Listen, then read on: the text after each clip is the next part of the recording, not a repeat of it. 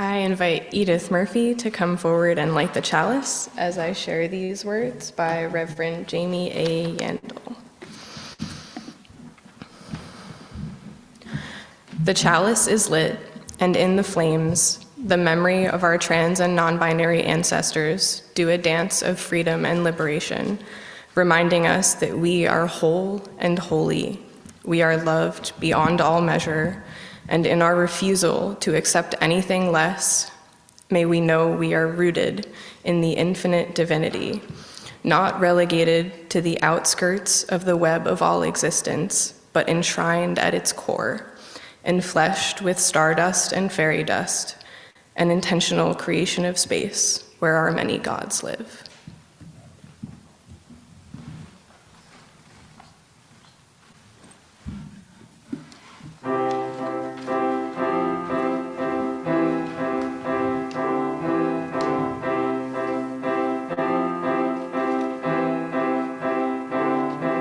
The vows that we've spoken are over and gone. It was just us and God before He came along.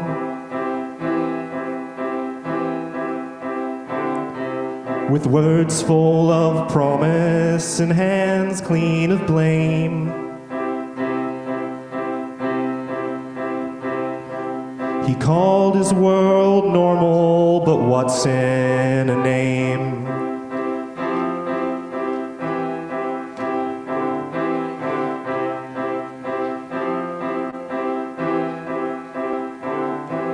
When I was much younger, I worked on a tower,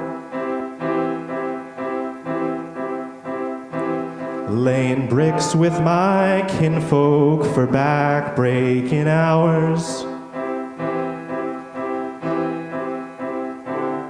On the ground where we started, our goals were the same. But by the time we scraped sky, we'd forgotten their names.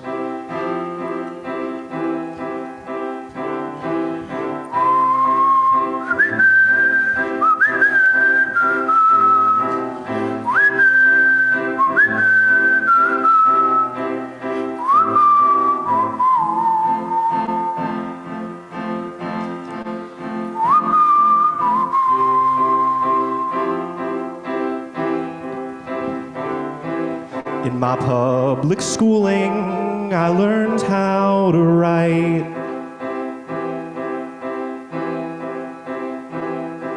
But as I progressed, cursive gave way to type. In a blackout one morning, my teacher cried, shamed. There's a paper assignment, but I can't search its name.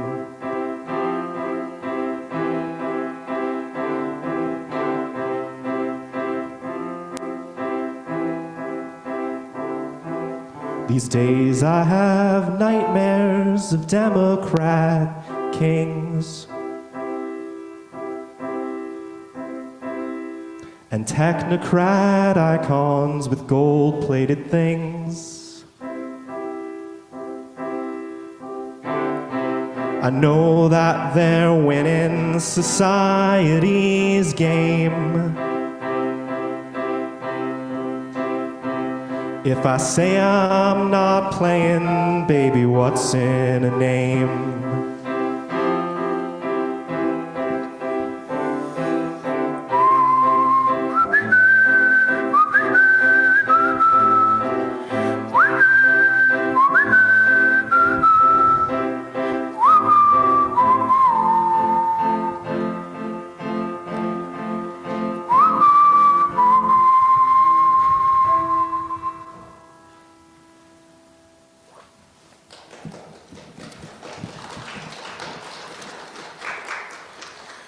And now, a reading by Eli Clare. Pride works in direct opposition to internalized oppression. The latter provides a fertile ground for shame, denial, self-hatred, and fear. The former encourages anger, strength, and joy. To transform self-hatred into pride is a fundamental act of resistance. People who have lived in shame and isolation need all the pride we can muster, not to mire ourselves in a narrowly defined identity politics, but to sustain broad-based rebellion. And likewise, we need a witness to all our histories, both collective and personal. Yet, we also need to remember that witness and pride are not the same. Witness pairs grief and rage with remembrance. Pride pairs joy with the determination to be visible. Witness demands primary adherence to and with history. Pride uses history as one of its many tools. Sometimes witness and pride work in concert. Other times, not. We cannot afford to confuse, merge, or blur the two.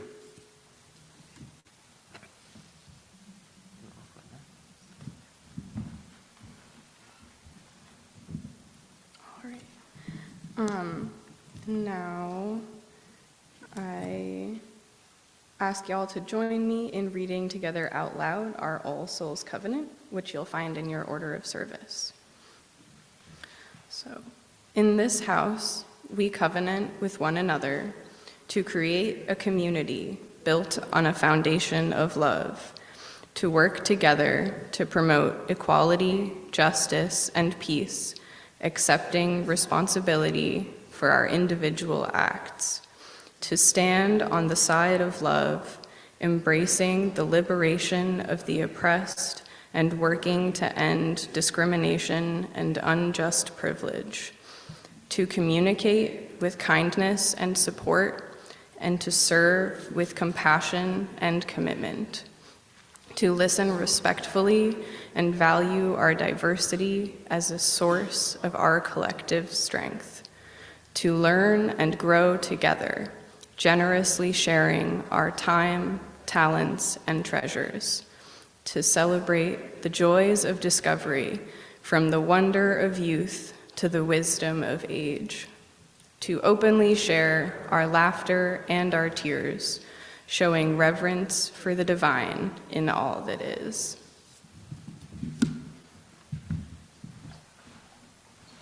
And now I'm going to welcome Kobe back up to do another song, and they asked me to give a little bit of an introduction to this one, so that's what I'm going to do.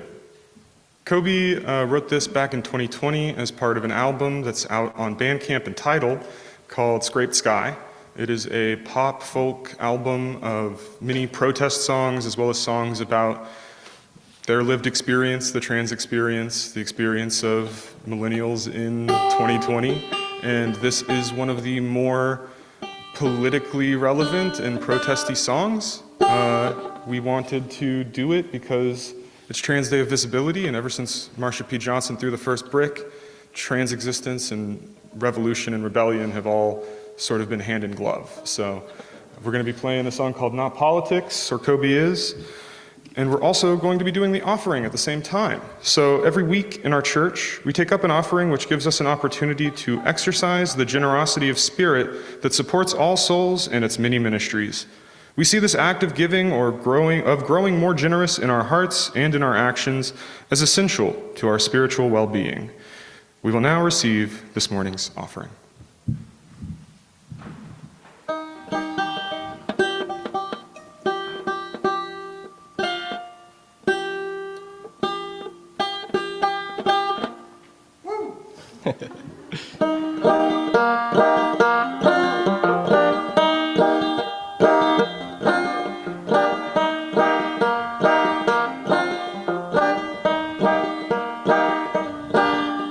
When I met my first Nazi, he was just an idea, a picture in a museum that haunted my fears. My parents wiped my tears because we'd won and they had lost.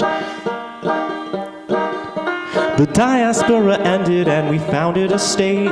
Soon never again became a nefarious phrase. We passed our persecution on to Palestine. While I could grow up safe as an American Jew, along with the Irish and Italians who, in place of fear, now have our own white guild. So ice agents, why they were just upholding the law. I can't shake the thought I've heard that somewhere before. And when white people break it, we know the laws don't apply. All cops uphold bastardly laws. There's no blue lives, it's a job. I think that they should quit. Let's call fascism what it is. It's not politics to kill kids. No one is free while some aren't. From Portland to Rojava, we are pulling at threads to rebuild a community with love that we've bred. The paper calls it mayhem, but it's human decency. My country pays the military and its police, while many can't buy medicine or something to eat. So what's it mean to serve, and who do you protect? When all cops uphold bastardly laws, there's no blue lives, it's a job. I think that they should quit. Let's call fascism what it is. It's not politics to kill kids. No one is free while some aren't.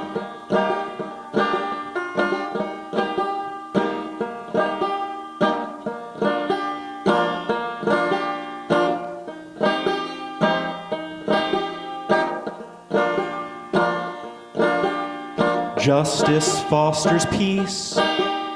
Love beats enmity. With each step we must resist these anti-fascist fascists. Justice fosters peace. Love beats enmity. Oh, with each step we must resist these fascist anti-fascists. All cops uphold bastardly laws. There's no blue lives, it's a job. I think that they should quit.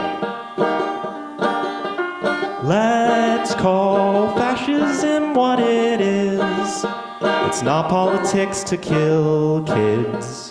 No one is free while some aren't.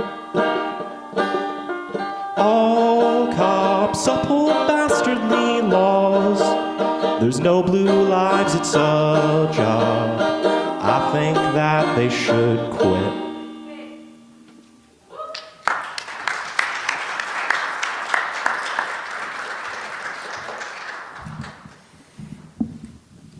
I really like that song. If anybody goes and finds it online and you hear those sick backup vocals, yeah, that was me. I often introduce myself in meetings with my name and pronouns. That's something that I picked up during my time studying at Hampshire College down the road. I actually had been convinced by a friend of mine after a deployment from the Army to come up here and go to school there. And on the trip up, I was extremely worried that I was going to be bad with pronouns. I remember telling him multiple times, because he had told me that there were many trans and non-binary people at the school, that I was concerned that I would make people uncomfortable, that they would see me as this sort of, aggressive Army guy, and that they would get the wrong impression. But Hampshire, it was actually the place where I met a lot of the first trans and non-binary people that I now know and love. I actually met Marion on the day that I first got to Hampshire, and they were one of, if not the first non-binary people that I met. We started dating pretty much immediately, and one of the first conversations we had was me telling them that I was concerned about pronouns and being good at not misgendering people. So I asked them to physically hit me anytime that I misgendered them. I was just off a deployment, like I said, so I think I was just kind of in that mode where I needed that sort of negative reinforcement. But it worked. I remember specifically one game of Risk where I think I was maybe drinking a little bit too, and got a little bit loose with the misgenderings. And I was sitting on a couch, and Marion was laying sort of perpendicular to me. And as I was reaching to try and take Australia, I misgendered them offhandedly, and they just slam kicked me right in the ribs. And I think that bruised rib did it. I really do. I think that's what got it through my head, because I'm actually, believe it or not, pretty good with pronouns now. So if you're looking for a way to get better, I can give you my training regimen. Hampshire was also where I realized that I'm pansexual, meaning that I don't really have a gender preference when it comes to romantic partners. A lot of people have different explanations of pansexuality or bisexuality. They'll sort of define it by who they are attracted to, and I think that's all well and good. But for me, when I really boil it down, it's just that that's not one of the things that matters. You know, if I connect with somebody, I connect with somebody, and that's what matters to me. My lack of a preference in others is also present in my gender identity. I often introduce myself in these meetings by saying, I'm Taylor, he, him pronouns, but gender doesn't exist. I identify as a cis male, meaning that I agree with my assigned gender at birth being consistent with my current gender identity. Funny story, real quick, actually, just a sidetrack. The terms cis and trans right now are being sort of talked about as though they're new. But ironically enough, since we're in church, I'd like to talk a little bit about the etymology, because it actually comes from the Bible. Back in the day, the Levant, or the place where most of the Old Testament takes place, was on the Cisjordan side of the Jordan River, meaning this side. They considered themselves the center of the world. And so anything on the other side of Jordan, the Jordan River, was Transjordan. So anybody trying to tell you that cisgender is a slur, you should let them know that's actually biblical canon. But I identify as cis. I don't believe that I'm a fully masculine person, though. I don't feel the need to avoid a dress or painting my nails to preserve some sense of masculinity. I don't feel the need of my father to exude a sense of machismo, and I don't take it too hard when people make jokes at the expense of my masculinity. I never enjoyed the dehumanizing, misogynist stuff that I heard in locker rooms growing up or in barracks in my 20s. I love clothes, musical theater, curling up on the couch with a good book, being the little spoon. And a part of my gender journey was realizing that I had those elements of femininity in my identity, but another step in that was looking harder at what made those things expressly feminine. Can we really say that pink is feminine? Can we really say that pink is anything? Is it my need to feel pretty to my partner coming from a place of femininity? Or is that just what having a romantic partner is? But again, like I said, I do still identify as cis. It's similar for me to why I still identify as Christian, even though I don't believe in hell or the Holy Trinity. And don't worry, there will be a sermon eventually on things that I don't consider biblical canon that other Christian people consider the absolute biblical canon. And it's going to be a barn burner. I really think I'm going to cook on that one. Don't worry about it. I stick to my Christian identity because I have a language that I can use to speak about the unknowable things and unanswerable questions through the Christian Bible. Jesus was the first teacher who turned my head in the direction of the divine. I've looked very thoroughly at other religions. I've even dabbled. When I was in basic training for the Army, I was a Buddhist. But at the end of the day, when I read what Jesus had to say about how we should all live our lives, I agree with him the most. So, I'm a Christian. And instead of looking for another religion that is less dogmatic, that has been less occupied by fascistic thought, I'm going to wrestle with this one. I'm going to fight for the version of Christianity that I know to be true in my heart. I'm going to fight for the Jesus that taught me to love others regardless of who they were, who taught me that governments don't actually define how we should live our lives, who taught me that standing up for what is right is always the right answer, even if it's not what somebody might think of as being sanctimonious or holy. I'll find the liberatory parts of the Christian faith that I love, and I'll put them at the front of the stage. And in the same way, when I look at the amalgamation of things that make up my gender identity, I think it adds up to being a man. And since that happens to align with the way people have seen me my whole life, I am cis. I don't experience gender dysphoria, meaning significant distress or discomfort arising from a conflict between a person's gender identity and their sex assigned at birth. I pulled that definition direct. I didn't write that one. I don't know if you could tell. From hearing people refer to me as a man. I'm comfortable in the clothes and style that I've always used, and I feel like being presented as a cisgender man who's an ally to trans, non-binary, and intersex folks leads to more open conversations with people who don't necessarily understand the trans experience. When I say gender is fake, what I mean is that gender is a social construct. Our assigned gender at birth is not actually reflective of our gender identity, because gender is intrinsic to a person's personal experiences. A newborn simply has no experiences to form into an identity. The beauty of gender as part of ourselves is that it's so unique and individual. The clothes you wear, the way you speak and carry yourself, those make up your gender expression. And your gender expression is the way that you show the world your gender identity. The things about your appearance that you find beautiful, the way you choose to show yourself outwardly to the world, those are the pieces that make up your gender identity.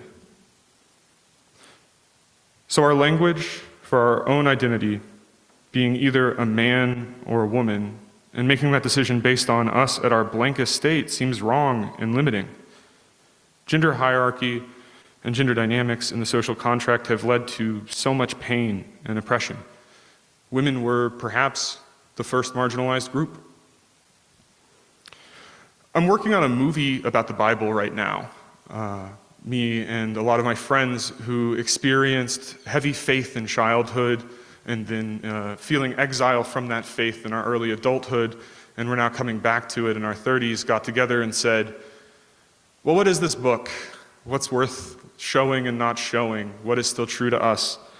And in the process of that, we put together a research packet for our writing team where Kobe, myself, and a few of our friends did some critical queer biblical analysis. We read a lot of books in that process, and one of them was called Transgender, Intersex, and Biblical Interpretation by Teresa J. Hornsby and Darren Guest. In it, they talked a lot about how the Bible can be used as evidence either for or against the liberation of trans and intersex people. I would like to pull a little bit from that book now. The primordial chaos or nothingness before Genesis has a name, something like the depths or barren wastes. It is a formless void without binaries like light and dark, animal and human, man and woman. Those all come after. The prophet Jeremiah expresses fear that in anger, God will return the world to this chaos, implying that it has not been destroyed, but exists with God as a gatekeeper of it. It is non-binarism, and it is scary to those who understand their worlds through binaries like man and woman or us and them. The gender binary is what holds the rest of the world together. Capitalism can only exist if some bodies are worth less than other bodies. Western religious institutions prevail only if there is imperfection longing for perfection.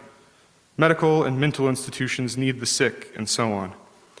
All of these lesser elements of any binary relationship are feminized. I like these scholars' take on the pre-Genesis times and what the initial impetus for creating a gender binary was, because I want to be clear. Gender anarchy, as well as anarchy itself, were our original state. Before we had the hierarchy of government or gender, we lived as communities. Before we knew to treat women as less than or what parts of masculinity were admirable, we just coexisted. In the way you have to teach a child hate or love, we had to teach ourselves as a species which people were worthy and which weren't. As the author Ursula K. Le Guin wrote in her 1991 book, Tahanu, power belongs to men. If women had power, what would men be but women who can't bear children? And what would women be but men who can? So, I don't particularly like Leviticus. There might be a sermon at some point about that as well.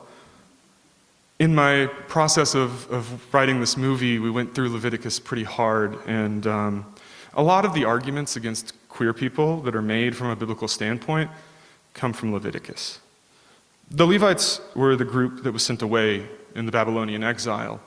They were about 10% of the Jewish population, and they were the elites, the people with money, education, and power. And when they returned, they found that the 90% who had remained under Persian rule had mixed with the Persian people that immigrated, as well as people from other countries in the surrounding area who had immigrated because of Persia's more open rules in regard to immigration, as well as keeping your own culture's religious and spiritual practices. This was a problem because it meant that when the Levites came in and tried to squeeze out the last remaining bits of polytheism from the Jewish faith, they were pushed back against as outsiders who came in trying to assert authority over the Jewish people. And that's where the lineage of David and Solomon come from. Isn't that fun? They needed somebody who had been the previous king that everybody loved that could be their great-great-great-great-great-great-great-grandfather. And they decided to write like 100 pages about it. And that's like half of Leviticus. They needed to convince the Jewish people that they were the rightful leaders of the religion and that these people shouldn't be so cozy with outsiders. This is where the anti-miscegenation laws, the anti-homosexuality laws, and the many, many misogynist rules of the Bible come from. It also is the time that they made their move to finally get rid of Asherah from the Jewish faith, who in previous times had been the wife of Yahweh. With Asherah, there was also the religious practices of fertility rituals, of farm rituals, of sexual rituals, and all of that needed to be removed as animist and idolatry so that women could no longer have power in the church hierarchy. Churches had priests and priestesses of Asherah. So if you wanted to remove the women from religious power, you had to remove Asherah from religious worship.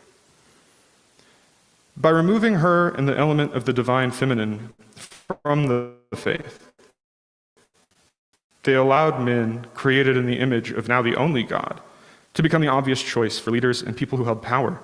And when we hold power, it has to be held over others to matter.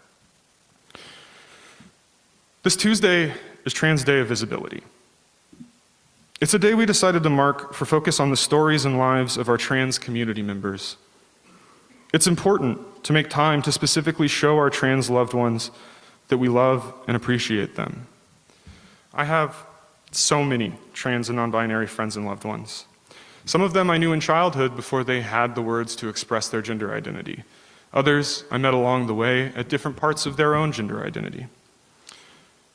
At the end of the day, though, they helped me to look at my own relationship to gender and better define my own identity. And the love I feel for them comes from the times we've had, good and bad. Mostly bad, honestly. I don't know. You ever notice how the things that really stick, the things that really make you feel that love are the worst times in your life when those people were there?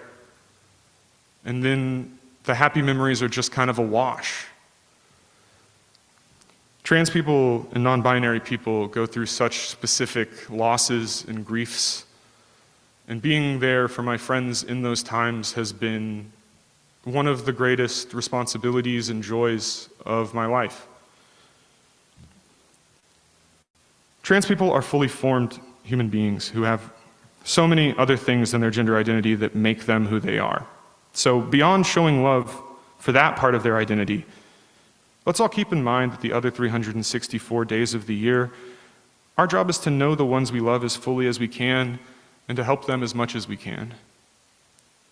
Along with that, I'd like to challenge you to take more time to examine your own relationship to gender. When you do something or say something that you connect with femininity or masculinity, ask yourself why. What is that connection? When you inevitably find aspects of yourself that don't really fit neatly into one of two boxes, take the time to appreciate the myriad nature of the human condition. Last time I spoke here, It was about empathy and how to use it for self-betterment. I think the best way to see your trans community members is undoubtedly to look at and past the gender binary for yourself. Thank you.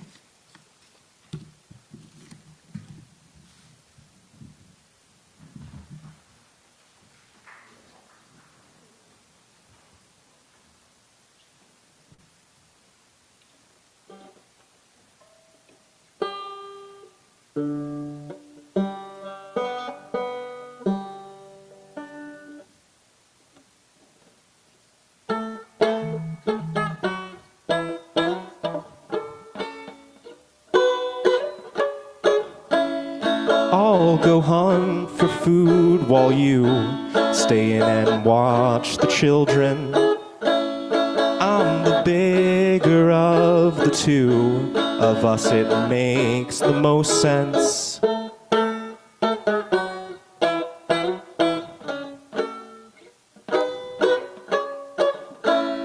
Now you're better with the broom, and I've learned all the best trails. The winter weather takes its toll. Stay rigid or we'll both fail. And if you have a problem, we'll talk it through, dear, when there's time. Prioritize to beat the storm, or our whole family pays the price to build a city in a day. Put in boxes B and A. Progress demands delegate. Do your job and never stray.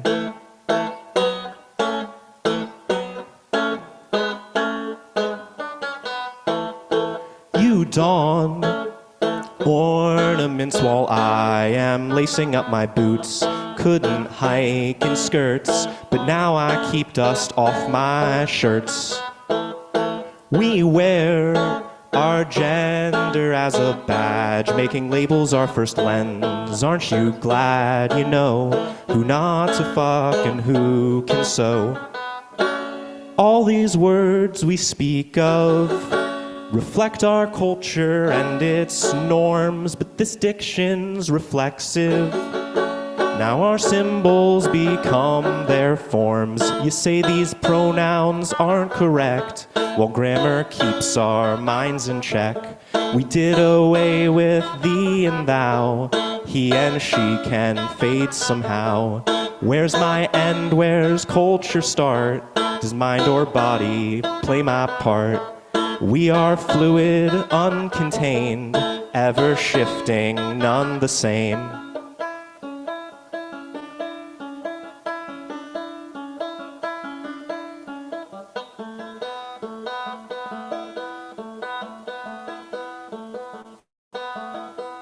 I know that we are many, but don't deny that we are one. We put up walls of definition.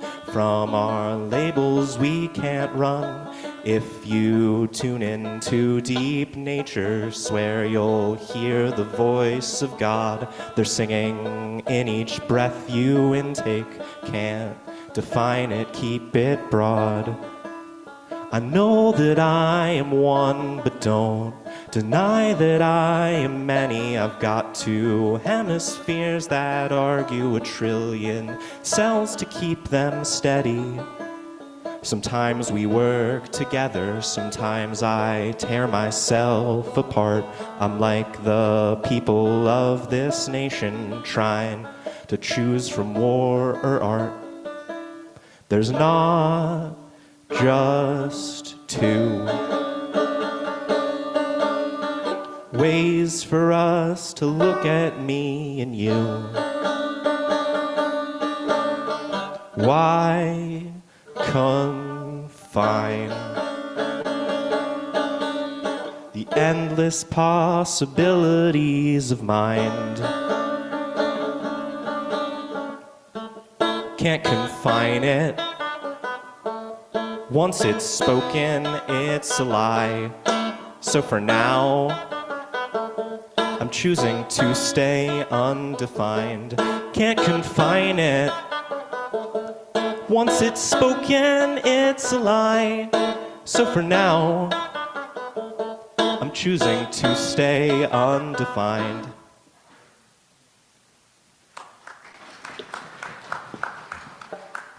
All right, thank you, Kobe.